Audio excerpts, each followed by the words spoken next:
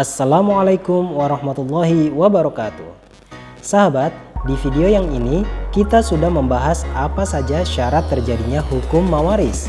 Selanjutnya bagaimana sih hukum mawaris dalam Islam dan posisi hukumnya di Indonesia?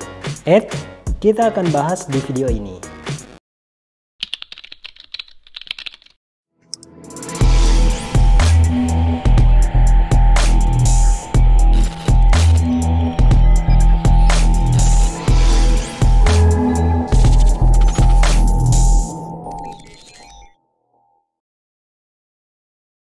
Sahabat, seperti yang kita tahu bahwa Islam memiliki dasar hukum yang bersumber dari tiga.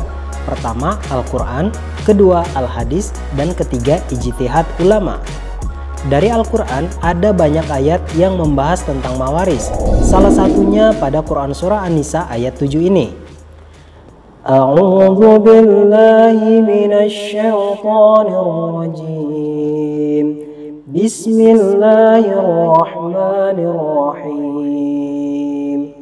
Lirrijali nasibum mimma tarakal walidani wal aqrabun walin nisa'i nasibum mimma tarakal walidani wal aqrabun mimma qalla minhu aw kathura nasiban mafruza. Shadaqallahul azim. Yang artinya, bagi laki-laki ada hak bagian dari harta peninggalan kedua orang tua dan kerabatnya, dan bagi perempuan ada hak bagian pula dari harta peninggalan kedua orang tua dan kerabatnya, baik sedikit atau banyak menurut bagian yang telah ditetapkan. Quran Surah An-Nisa ayat 7. Lalu dari hadis Nabi Muhammad SAW terdapat dalam hadis riwayat Ahmad dan hadis riwayat Abu Daud dan Ibnu Majah yang diterjemahkan dari Ibnu Mas'ud radhiyallahu an berkata, telah bersabda Rasulullah SAW, pelajarilah Al-Quran dan ajarkanlah kepada orang-orang, dan pelajarilah ilmu faraid, serta ajarkanlah kepada orang-orang. Karena aku adalah orang yang akan direnggut atau wafat, sedangkan ilmu itu akan diangkat dan fitnah akan tampak, sehingga dua orang yang bertengkar tentang pembagian warisan, mereka berdua tidak menemukan seorang pun yang sanggup meleraikan atau menyelesaikan perselisihan pembagian hak waris mereka. Hadis riwayat Bukhari dan Muslim.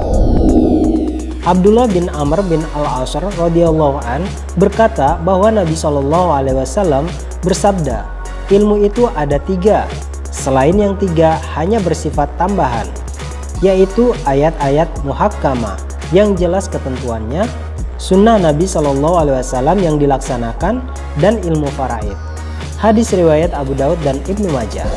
Sahabat, posisi hukum kewarisan Islam di Indonesia merujuk kepada ketentuan kompilasi hukum Islam atau KHI yang merupakan ijma para ulama dan perguruan tinggi.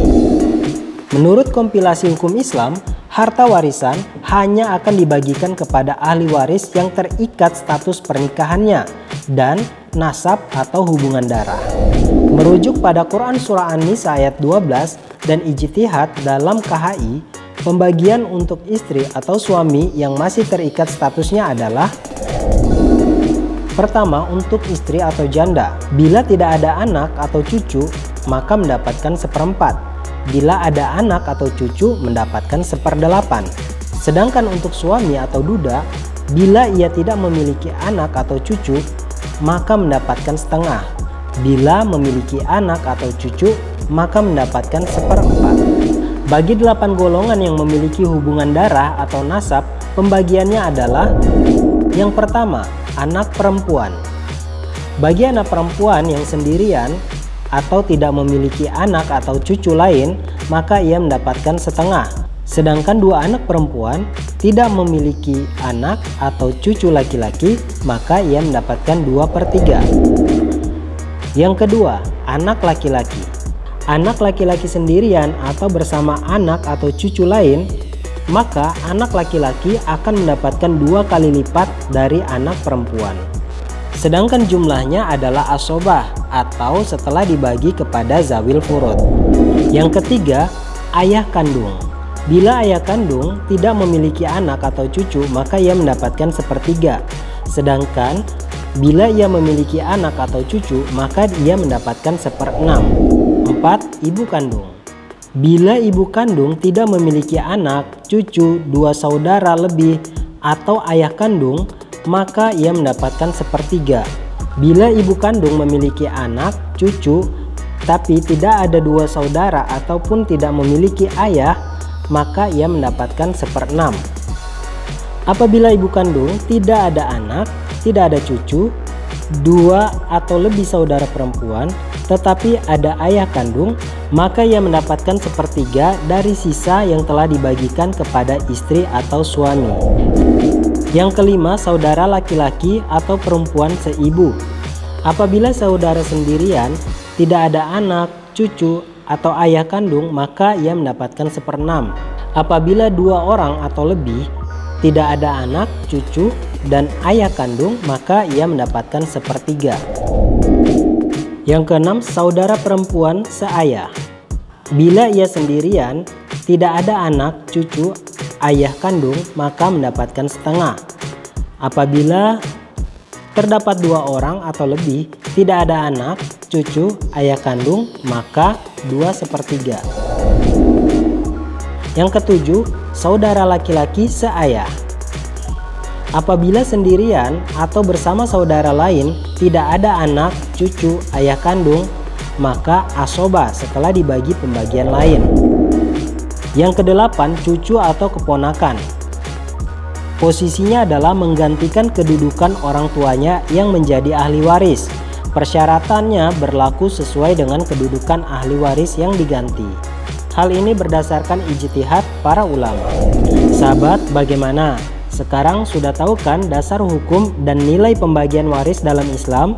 Kita ketemu lagi di materi lainnya ya. Assalamualaikum warahmatullahi wabarakatuh.